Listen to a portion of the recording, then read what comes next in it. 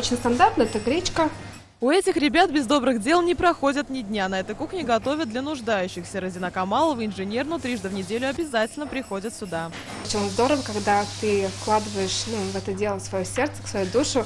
И очень сильно меняет это сердца людей, когда именно просто такая бескорыстная помощь людям. Все придает специи уникальность, но блюда в основном из привычной еды. Это картошка, морковь, стандартные блюда постоянно. И мы готовим и раздаем. Горячими обедами они кормят тех, кто в сложной жизненной ситуации, а для детей-инвалидов выпекают сладости. В какой-то момент я понял, что вот эти разные там всякие дискотеки, всякие там такие общения с нехорошими людьми, все вот это вот надоело.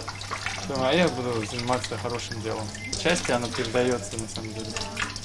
Мы приобретаем больше счастья, когда отдаем. Алсох Медгалиева угощает всех желающих в парках города. Это просто откликнулось в сердце, и мне захотелось этим заниматься, захотелось делиться. А чтобы сделать доброе дело, не обязательно участвовать в большой благотворительности. Поднять людям настроение на день можно всего лишь предложив в холодный день горячего чая или компоту. Малыш, угощайся. Спасибо.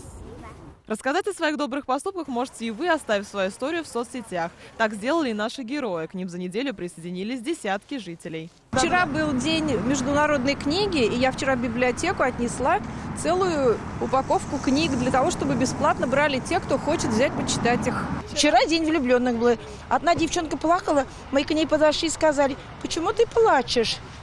Она даже она улыбнулась и ушла.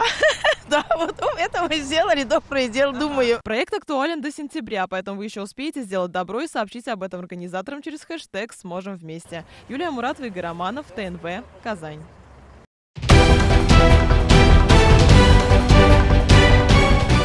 Все новости дня, выпуски программы «Новости Татарстана», программы и фильмы на сайте tnv.ru и на YouTube-канале ТНВ. Подписывайтесь.